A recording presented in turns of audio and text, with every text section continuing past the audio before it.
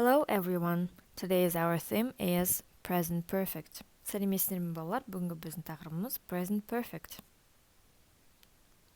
Present perfect қазіргі шақтың бір түрін белгілейді екен.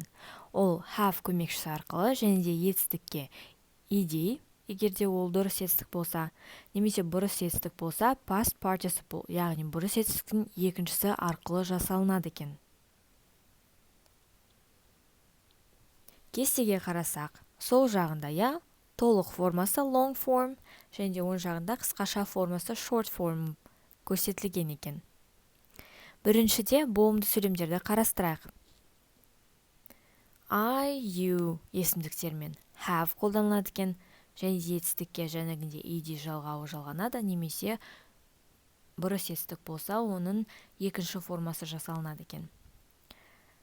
Ол қысқартылғанда I've немесе you've деп жасалынады екен, сонда қысқартылған кезде апостроф және де v, и деген әріптері қалады екен.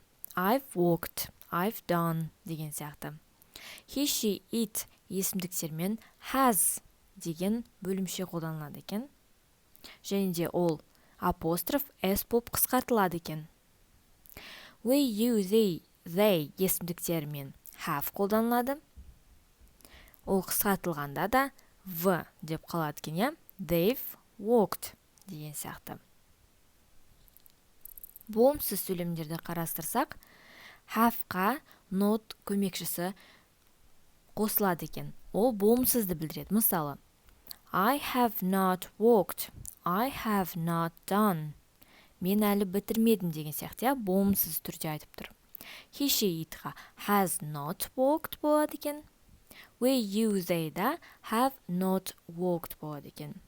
Және де ол қысқартылғанда You haven't walked, she hasn't walked, they haven't walked деп қысқартылады екен.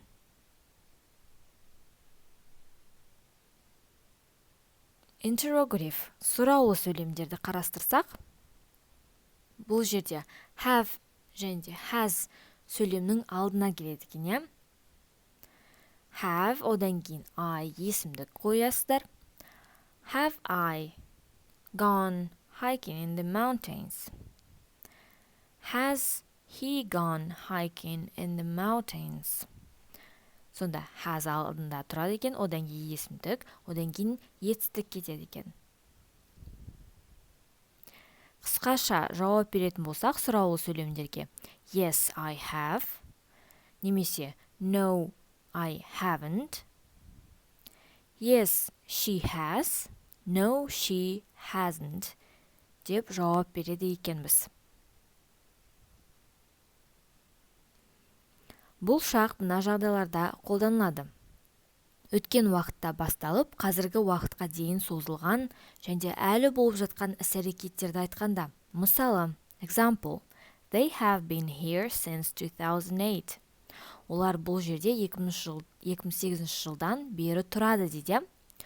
Ол өткен уақытта бұрында басталған және де қазіргі уақытқа дейін әлі созылып жатыр. Яғни олар 2008 жылдан бастап әлі күнге шейін бұл жерде тұрады делінген.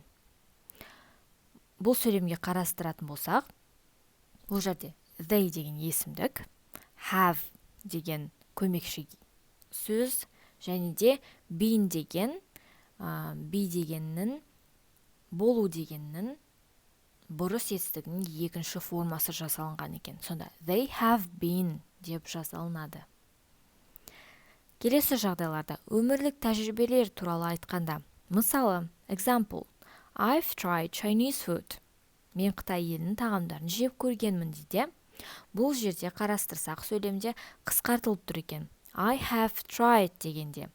Сонда I've болып тұр, I have деген сөз. Және де try деген етістікке ed жалғау жалған тұр екен. Келесі жағдай. Бұрында басталып, оның нәтижесі қазіргі уақытта көрініп тұрған іс-әрекетті айтқанда қолданады екенбіз. Мысалы, example, She has broken her leg. Ол аяғын сындырып алды дейді. Қашан? Біз оны білмейміз, бірақ қазір оның аяғы гипсте екенін көре аламыз, яғни нәтижесі қазіргі уақытта көрініп тұр екен. Сонымен present perfect дегеніміз қазіргі шақтың бір түрін белгілейді екен. Ол have көмекшісі арқылы, етістікке егерде дұрыс етістік болса ed жалғау арқылы, немесе бұрыс етістік болса past participle to бұрыс етістігінің екіншісі арқылы жасалынады екен. Бүгінгі сабақ аяқталды. Bye bye.